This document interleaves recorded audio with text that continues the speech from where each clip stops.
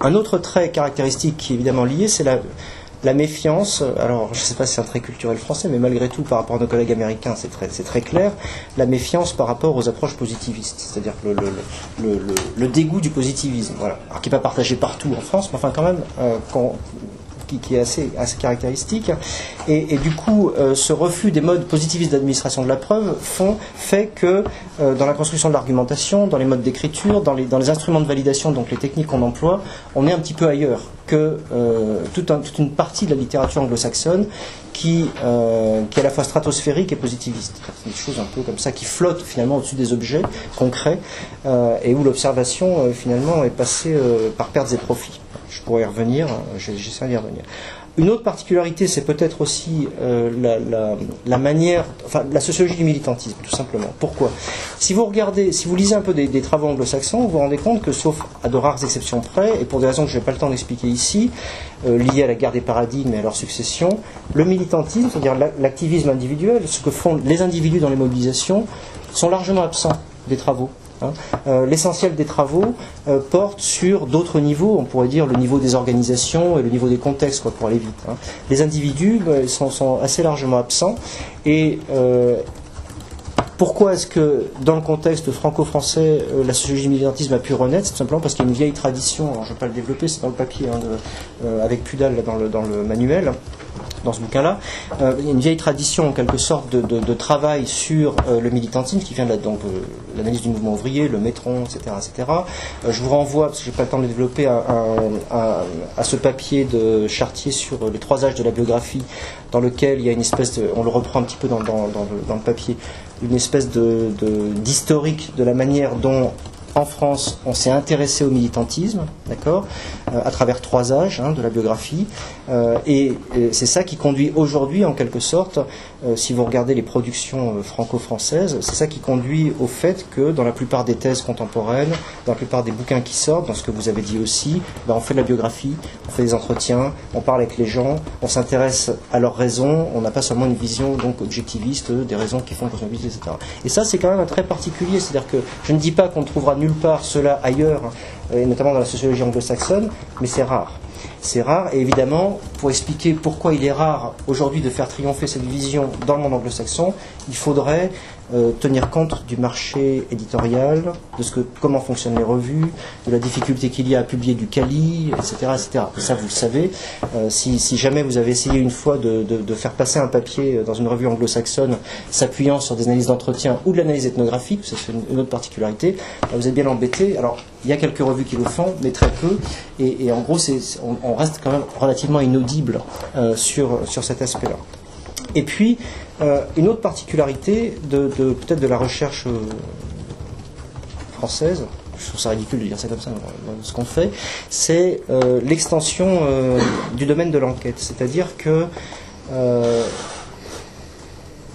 il y a beaucoup de connexions dans les travaux contemporains entre la sociologie, entre l'analyse des mouvements sociaux, de mobilisation sociale, l'analyse des groupes d'intérêt, d'accord, tout ce qu'on appelle les groupes d'intérêt, les lobbies, etc., les partis politiques, et aussi tout le courant anglo-saxon, la construction des problèmes publics. Ces connexions-là, elles sont plus rares aux États-Unis. La connexion avec la construction. Vous voyez ce que c'est les travaux sur la construction d'un problème public, les travaux de Gusfield, etc. Bon, ça c'est des choses qui sont, que ce soit Neveu, que ce soit Tchefai ou d'autres personnes qui ont en quelque sorte reconnecté ces différentes traditions, alors que les spécialistes des mouvements sociaux aux États-Unis patentaient en quelque sorte. Quelquefois, ils ne connaissent même pas ces travaux. Donc il y avait vraiment un cloisonnement qui dommageable, qui n'existe pas de la même manière ici. On pourrait donner un autre exemple, parce qu'il y a un chapitre dans le bouquin qui porte là-dessus, qui est assez intéressant, d'Eric Grigoriansky, c'est toute la question des usages du droit, des mobilisations à travers le droit, etc.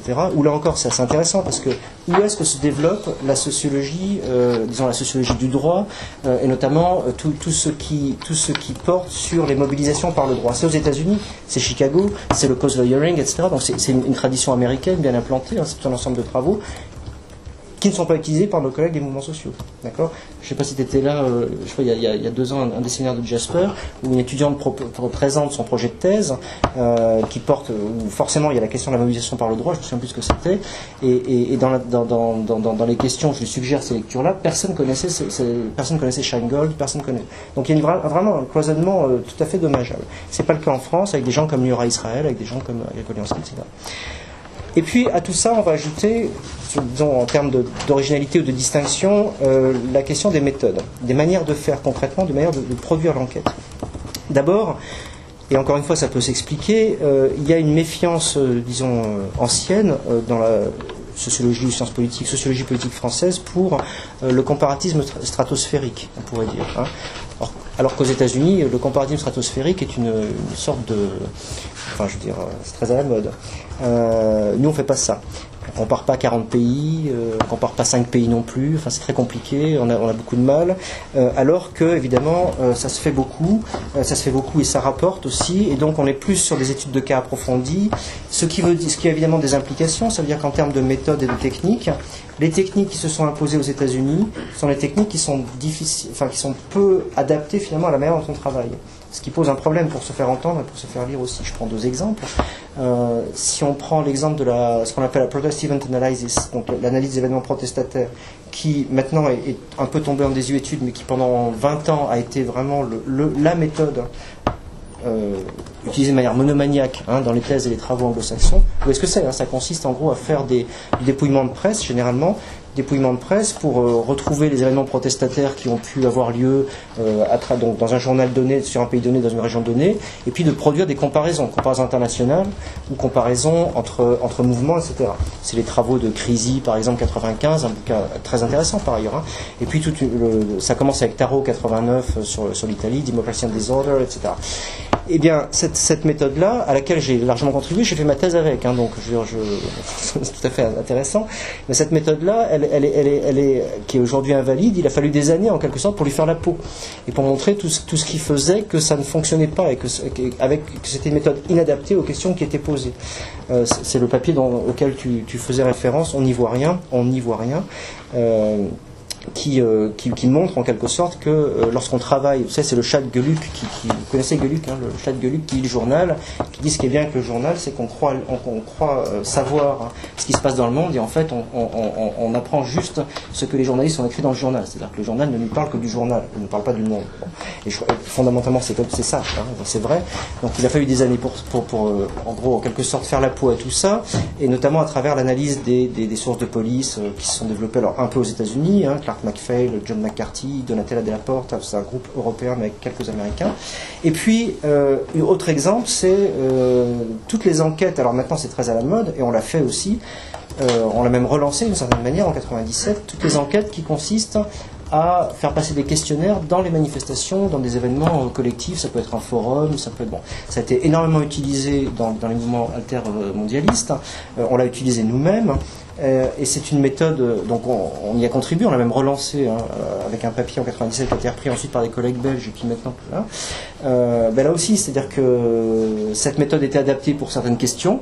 Par exemple, pour faire la sociographie des participants à un forum ou une manifestation, très bien, très intéressant. Aujourd'hui, tout le monde utilise ça de manière massive dans le monde anglo-saxon pour répondre à toutes les questions. Le temps qu'il fait, qu'est-ce qu'on va manger demain, hop, petit questionnaire dans la manif. J'exagère à peine. Et donc là, voilà, aujourd'hui, maintenant, on ferraille avec cette méthode qui s'est imposée partout pour essayer de montrer que comme toute technique, c'est pas comme toute technique, elle est limitée et que il faut peut-être passer à autre chose, ou en tout cas la mixer avec d'autres choses. Alors, je vais prendre un exemple pour illustrer justement l'originalité de ces travaux, et ça pourra donner lieu à une discussion avec Geoffrey. Donc l'exemple du mouvement altermondialiste. On a développé donc avec Isabelle Sommier, Eric Yakoliansky, puis beaucoup d'autres, Lilian Mathieu, etc., tout un ensemble de travaux autour du mouvement altermondialiste depuis quelques années, avec un certain nombre de publications. Et ce qui est intéressant, c'est que ce qu'on a fait, c'est qu'à la fois, on a mixé en quelque sorte les techniques. Il y a à la fois l'aspect, disons, enquête quantitative, avec donc ces questionnaires dans les manifestations, dans les forums sociaux, etc., pour produire une sociographie des mouvements, mais pour produire aussi une analyse des liens qui lient les individus aux organisations, des liens qui lient les organisations entre elles, etc. Donc c'est très intéressant.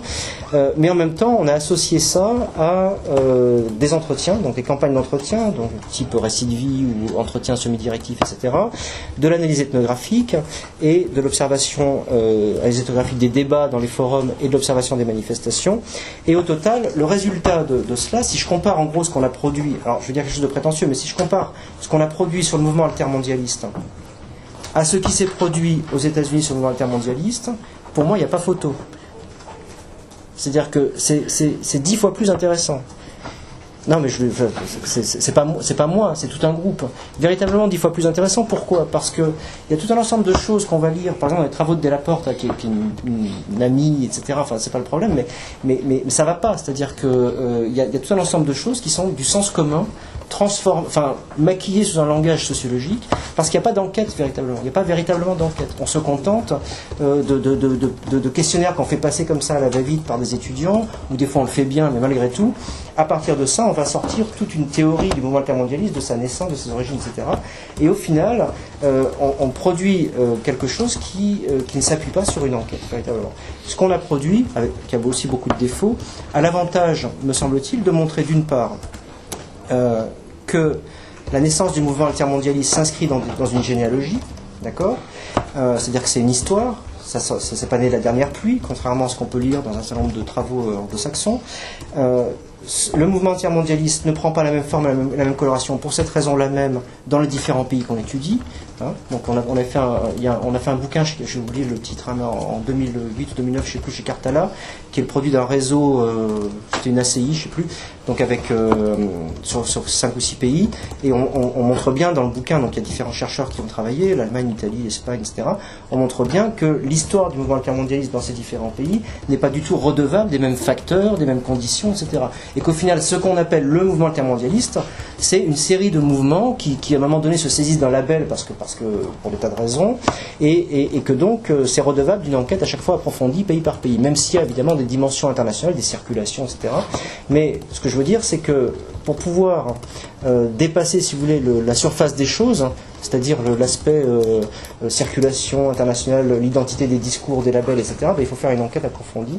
Et cette enquête approfondie, il me semble que les instruments dont on s'est doté et la manière dont on fait la sociologie ici, en quelque sorte, le permet. C'est-à-dire une attention aux acteurs, une attention à l'histoire des acteurs, à leur propriété sociale, à l'histoire des groupes, à la généalogie des mouvements, etc. Toutes choses qui sont peu faites, voire pas faites, dans une bonne partie de la sociologie anglo-saxonne. Alors évidemment, quand tout ça est caricatural, parce que vous pourriez évidemment, et je pourrais faire une liste assez longue d'une certaine manière de travaux anglo-saxons qui font ça aussi. On est bien d'accord, hein. Donc je suis obligé de caricaturer, mais malgré tout, si on regarde l'ensemble des productions sur le mouvement intermondialiste, en tout cas, pour prendre cet exemple, mais ce sera la même chose sur les révolutions arabes ou les révoltes arabes, ce sera la même chose, c'est déjà la même chose. Vous allez voir que dans 5 ans, il y aura une véritable différence de production entre des considérations stratosphériques, et on le voit déjà dans certaines revues, hein, vous verrez le prochain numéro de Mobilization, qui va sortir bientôt là-dessus, cette différence va se retrouver, qui est vraiment une différence d'approche, d'enquête, de niveau d'analyse.